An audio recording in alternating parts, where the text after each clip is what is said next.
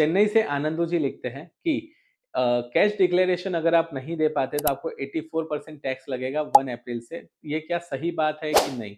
और अगर ये सही है, तो हम किस हिसाब से आगे सैलरीज़ को कैसे कैश में कन्वर्ट कर सकते हैं? या तो फिर हम लोग जो ऑनलाइन ट्रांज़ैक्शन करते हैं, उसमें जो डिजिटल स्कैम होते हैं, उससे हम कैसे बच सकते हैं? तो आनंदू जी, मैं आपको बताना चाहूँगा कि यस डेफ़िनिटली 1 अप्रैल से जो है वो कैश ट्रांज़ैक्शन पे बहुत बड़े बदलाव होने जा रहे हैं।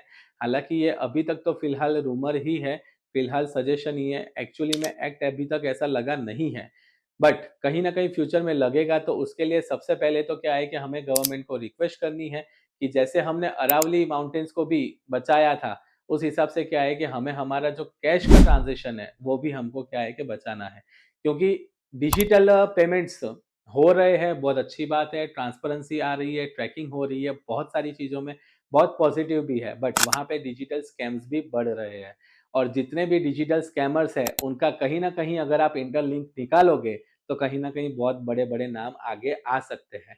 तो ये बहुत सारी चीज़ें और बहुत सारे ज़ोल तो ऑलरेडी चल रहे हैं। तो ग्लोबल इकोनॉमी को और इंडियन करेंसी को बूस्ट करने के लिए क्या है, 50% डिजिटल ट्रांज़ैक्शन और 50% कैश ट्रांज़ैक्शन होना बहुत ज़रूरी है।